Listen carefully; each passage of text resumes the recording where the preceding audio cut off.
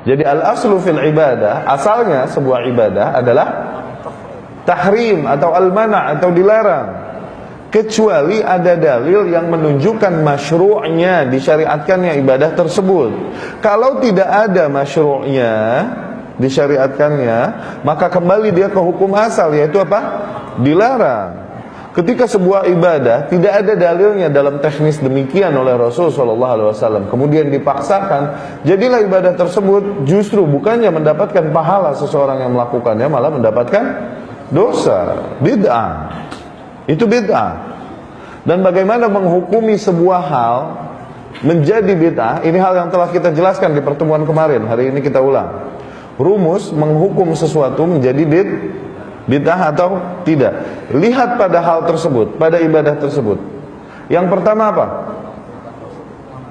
Apakah Rasul SAW mampu melakukannya? Yang kedua apa? Kondisi, lihat, ada nggak kondisi yang menuntut Rasul SAW untuk melakukan hal tersebut? Kondisinya tepat nggak, dan lain-lain. Oke? Setelah semua itu, yang ketiga apa? Adakah riwayat, kabar yang mengatakan bahwa Rasul SAW melakukan begitu? 3 rumus ini untuk menghukum sesuatu, terapkan.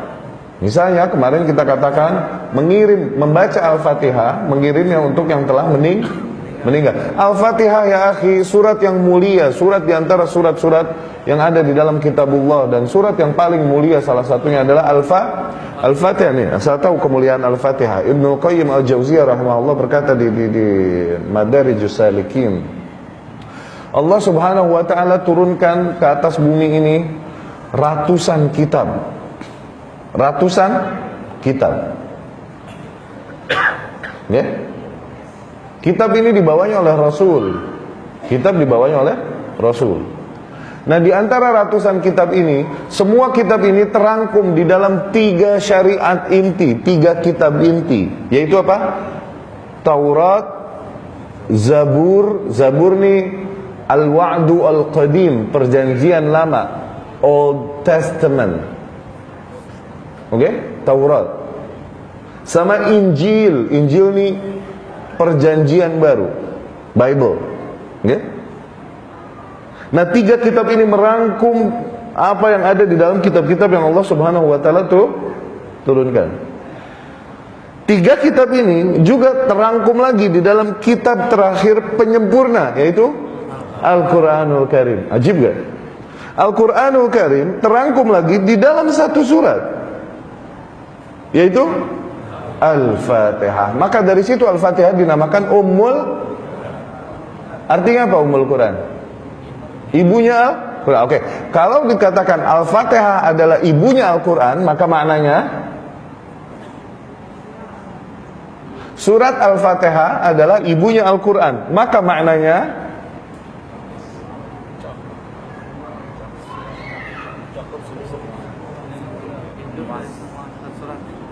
lebih gamblang dong, yang gamblang enak. Kalau dikatakan Al-Fatihah, surat Al-Fatihah adalah ibunya Al-Quran, maka maknanya surat-surat yang lain anaknya dia. Kan dia emaknya. Iya dong.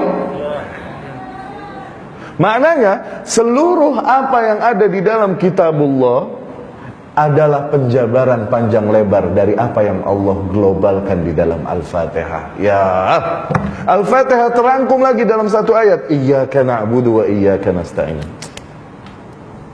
Tayyib, Al-Fatihah mulia nggak? Oke, mengirimi Al-Fatihah buat yang sudah meninggal, transfer Al-Fatihah transfer Al-Fatihah. Hukumi dengan rumus tadi, Rasul mampu nggak melakukannya? Yani kira-kira Rasul mampu nggak baca surat Al-Fatihah? Jangan kurang ajar. Setelah itu, Rasul SAW kira-kira ada nggak kondisi yang menuntutnya? Kira-kira ada nggak manusia-manusia yang pantaslah Rasul kirimkan untuk mereka Al-Fatihah? Ada. Manusia-manusia yang mati membela agama Rasul SAW.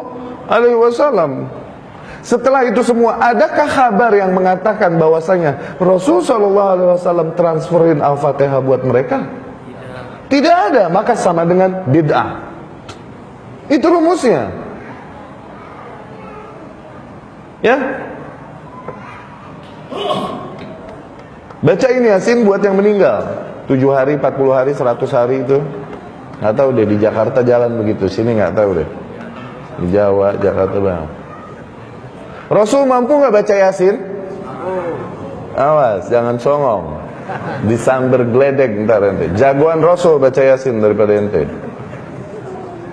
Ada nggak kira-kira orang yang mati di zaman Rasul yang pantaslah Rasul Yasinin di hari ke-7, hari 40, hari 100? Ada gak?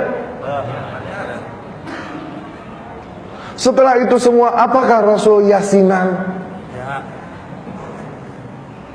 Apakah Rasul mengalami malam Jumat dalam hidupnya? Berkali-kali. Tentu. Apakah Rasul Yasinan malam Jumat? Itu rumus, hafalin di luar kepala. Hafalkan benar-benar hafal. Di luar kepala, yakni di dalam hati, supaya nggak lupa.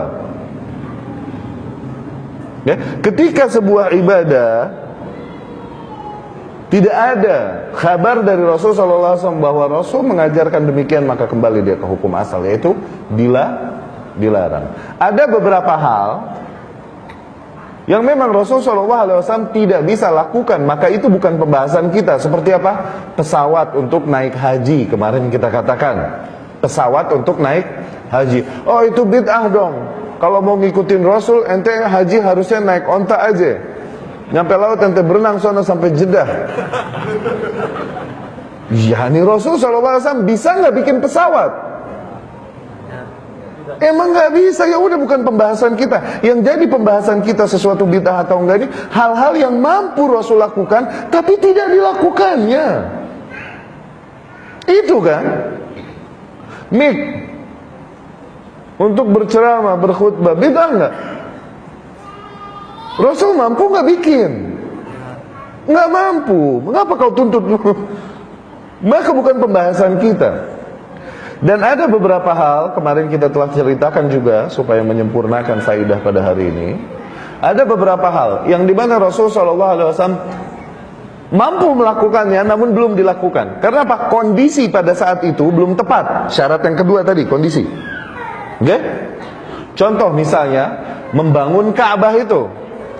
Ka'bah pada zaman Rasul SAW itu kecil, tidak sesuai dengan pondasinya Nabi Ibrahim alaihissalam yang besar Ka'bah. Pada zaman-zaman setelah Nabi Ibrahim alaihissalam, kemudian Ka'bah tersebut roboh, hancur, dan bangsa Quraisy patungan membangun Ka'bah, fulusnya kurang. Akhirnya mereka bikin namun lebih kecil dari bentuk yang dibuat oleh Ibrahim alaihissalam. Lebih kecil lah mereka. Kemudian Nabi Muhammad SAW berkata kepada Ummul Mukminin Aisyah radhiyallahu anha, waktu Rasul ngomong, kedengeranlah sama Abdullah ibn Zubair ibnu Awam radhiyallahu anhu majmain. Abdullah ibn Zubair ini ponakan ya Aisyah radhiyallahu anha. Abdullah ibn Zubair kan nikah sama Asma bintu Abi Bakar, Aisyah bintu Abi Bakar. Maka Aisyah ini khalehnya, tantenya. Aku mendengar Rasul berkata kepada Ummul Mukminin Aisyah radhiyallahu anha, "Laula hidthanu qaumiki bi kufr lahadamtul Ka'bah wa banaituha ala qawaid Ibrahim." Kalau bukan karena umatmu baru kufur kemarin, yakni baru Islam, oke? Kalau bukan karena itu, aku niscaya akan hancurkan Ka'bah dan aku bangun lagi sesuai dengan pondasinya Nabi Ibrahim alaihissalam. Cuman pertimbangan Rasul takutnya jadi fitnah dan lain-lain, jadi menggoda keimanan dan akidah mereka, maka Rasul belum melakukan hal tersebut. Qadarullah, Rasul meninggal. Sampailah kepada masa pemerintahan Abdullah ibn Zubair pasca masa Khulafaur Rasyidin. Abdullah ibn Zubair menguasai Hijaz dan Yaman itu sampai 7 tahunan, 7-8 tahunan lah. Kemudian dia dengan pasukannya melakukanlah niat Rasul itu, dihancurkannya Ka'bah, kemudian dibangun lagi sesuai dengan pondasi Ibrahim. Tentunya awalnya mereka takut, namun ada satu orang yang nekat di antara pasukan Abdullah bin Zubair. Dia naik ke atas Ka'bah, kemudian dia mulai copot satu batu, terus dibuang. Terus mereka bengong nungguin, ada apa nih? Soalnya yang sebelum-sebelumnya begitu terus mampir burung ababil itu. Jadi mereka takut. Nah, Rasul pun dulu tidak melakukan hal itu. Kenapa? Ini berkaitan dengan akidah mereka yang mereka yakini dan terbukti bahwa ada yang berupaya kurang ajar terhadap Ka'bah, kemudian terjadilah yang terjadi, di mana Allah utus atas mereka burung-burung dari neraka, membawa batu-batu dari neraka. Dicopotin satu terus mereka nunggu. Apa kayak ada geledek kali, ada awan berubah kali, nunggu, nggak ada apa-apa ya. Dan mereka berdoa, ya Rabbi, kami menginginkan kebaikan, kami bertujuan baik, kami berdoa. Copotin lagi, nggak ada. Copotin lagi, nggak ada. Akhirnya semuanya turun, dibongkarlah Ka'bah, dibangun lagi besar. Oke? Bukan oleh Rasul. Bid'ah nggak? Tidak. Kondisi yang kedua tadi, syarat yang kedua, Rasul mau lakukan, cuman belum tepat kondisinya. Iya kan? Ada juga jumrah. Kemarin kita jelaskan, zaman dulu jumrah itu cuma satu tiang. Sekarang jumrah ini tembok. Ya? Kalau Rasul dulu mau bikin tembok, bisa nggak? Mampu nggak? Mampu lah, nembok doang mah. Teknologi zaman dulu juga bisa nembok doang mah. Tapi Rasul nggak tembokin, tetap tiang. Dan sekarang kita rubah jadi tembok. Bid'ah nggak? Syarat yang kedua tadi, dulu kondisi pada masa Rasul belum menuntut untuk hal itu. Pakai tiang juga jumlah kaum muslimin cukup nyambitin tiang doang. Sekarang coba tiang, jumlah kaum muslimin segitu. Kelar haji pada bocor kepalanya nanti. Apalagi alay-alay Indonesia, anak-anak SMA ikutan haji, dia sambit sana. Kan jagonya tawuran.